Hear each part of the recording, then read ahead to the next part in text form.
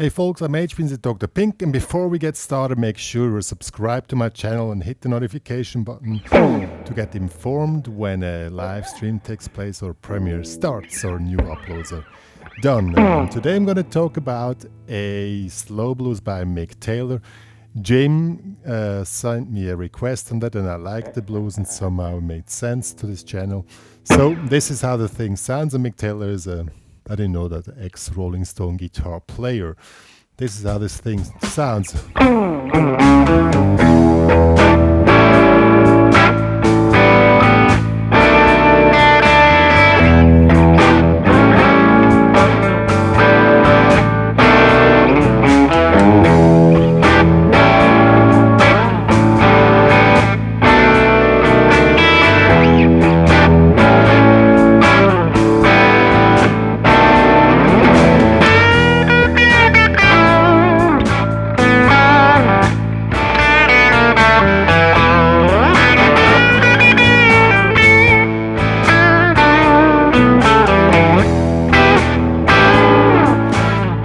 Yeah, stuff like that. So we're gonna check out the riff which is played, the main riff of the song, and a few solo ideas, not by Mick Taylor, just solo ideas which you can really do. So let's get started with a little riff here. Before I start, a little note, and I know some of you might think I'm a bit arrogant if I say that like this. Don't take the versions which you hear on the records as the ones which are played all the times. You must understand that this period of time, a lot of recordings were jams, and so it's more or less. I took the first two parts of the riff and worked it out, but probably depending on the alcohol level on the evening, the versions sound different when Mick Taylor played them by himself. So, I just show how the main thing is played, and it's really a cool riff, and I love it, and it's how it works. So let's check it out here. So starts here, slide in the fourth, then second on the D string, third in the low E string, the open E string. And it starts on 4, so 1, 2, 3. This is a triplet. Then to E7 sharp 9 here, 7, 6, 7, 8. You play the bass note twice, 1 and 2, and then on 2 and comes an A7. This one is played like this. And I think I'm pretty sure it's this one, because in the second version he slides it in. So fifth, and pink in the sixth. So.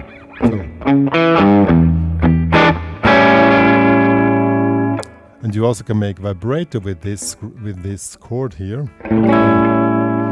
And then open A string, and then the high 4 strings open like this, and then the same chord as before, but here in the first fret. So second, first, second, first, second, third. So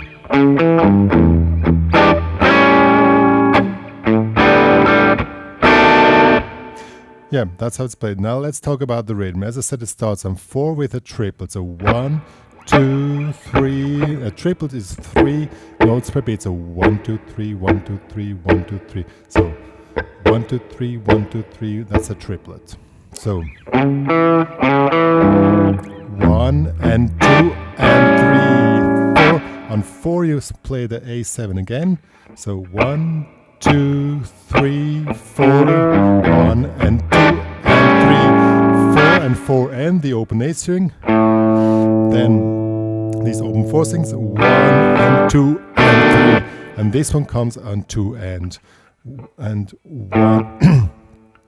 And once again, 3, 4, 1 and 2 and 3, 4 and 1 and 2 and 3. And then the second part is pretty similar, but instead of this, he stays on the chord and probably at 1 or 2 beers, he just plays Let's Ring, the high B and D string, and just so again triple down 4, but in this case B and D string, then E string again, and this time he slides the chord in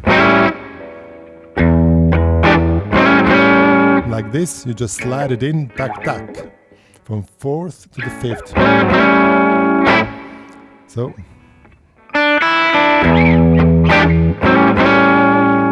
again on 4 o'clock, and this second time he plays those open 4 strings twice, and this comes again on 2 and that's basically how it's played. Let's do it with a track.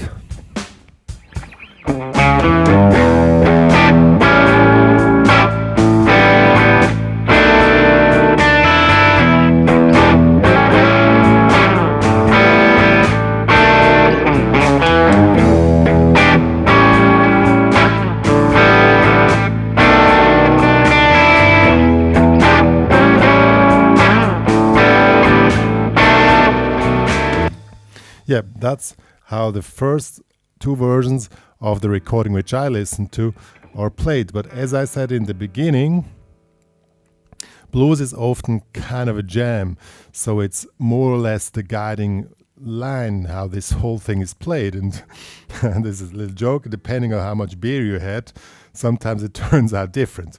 But basically that's the main riff which is played, plus minus little variations in the rhythm or sliding or not hitting the right string and all that stuff. But that's how blues is. There's nothing to say against that. Yeah, so that was the main riff. Now let's do a few ideas to solo on this one, because later it's going to be soloing. So basically it's a blues in E. So we're playing the E minor pentatonics, and I would suggest playing here the pentatonics in the 7th fret here.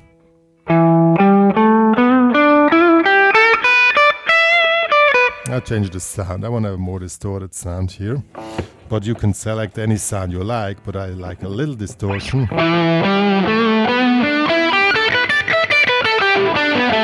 This here, and also of course the open position here, 0, 0, 3, 0, 2, 0, 2, 0, 2, 0, 3. So I would work around these 2 positions. And what is always cool with blues, so slow blues, is something like this here. Bending in the 10th, make a release.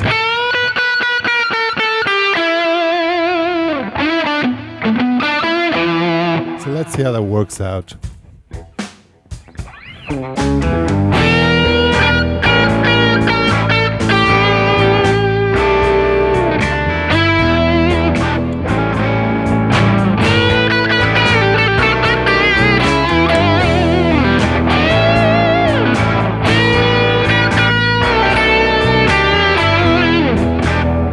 So what I'm doing here is really simple, but it's very effective. So I make the bending here in the 10th and really pull it out and make it dramatic, make it something like this. Really cool. Resolve it here in the root note here in the 9th fret, the E. And probably the next time you go up here in the bending in the 15th here.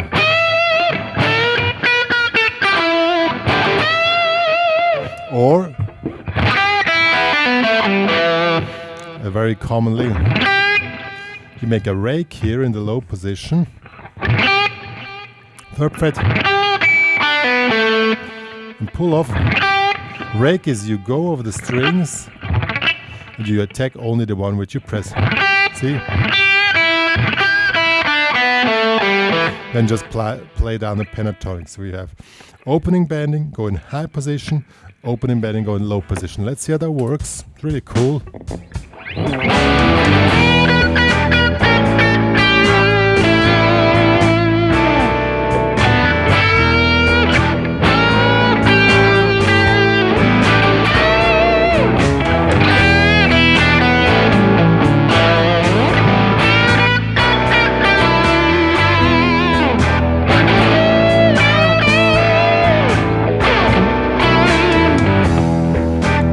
See how easy that was? The main thing is the bending. Make it dramatic. I mean, this I cannot really tell out licks like that. It's just the way you want to express, like, you know, you're suffering in blues. Then you make this bending, go up to make it more dramatic, or go down to make it more like, and this way. And just keep it spacey, let it breathe, and let the timing move around on the fretboard as crazy fingers. And then it's really cool to go. And I give it playing once again, and then you're pretty much right on track here. That's not really much more to say.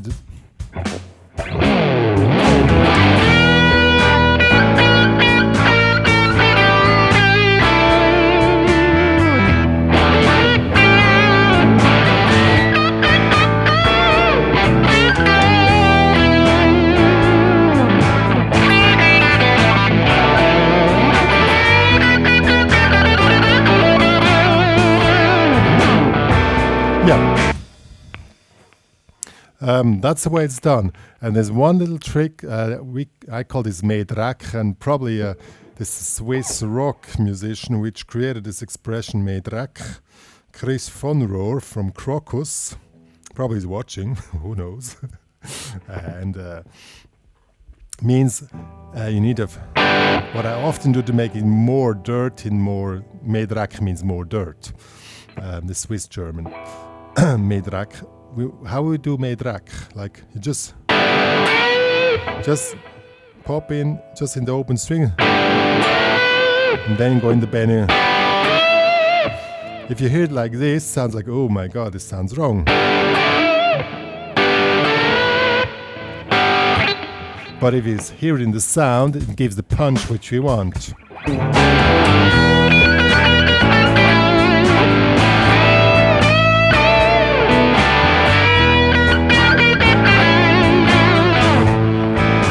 See how dräck works?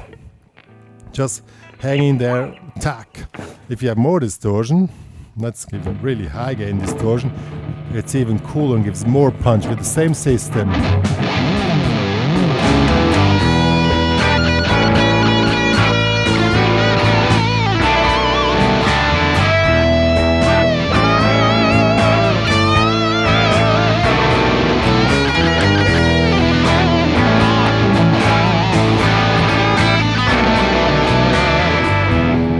See, that's how dräck works.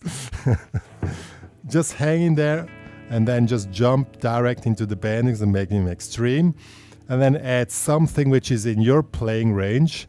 And then you're really cool. And that's what we want. Yeah, folks, for more to say. If you have any requests for tutorials, I hardly have the time to make research of current popular artists or current popular blues songs or whatever, because I'm a really busy person.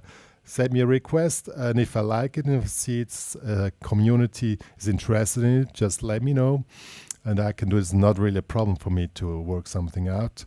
It's just a matter that I don't really have time for research. That's one of my main problems. So you can do that, and thanks to Jim for providing this information here. And if you want to have the tabs and the backing track I used, it's available in the HPCrazy Guitar Academy. Go there, it's a really cool place to go. We're slowly building up there, reaching 200 members. The goal is to have 1,000 premium members there, and then we're pretty fine on the track. Yeah, so that's more or less what we want to say.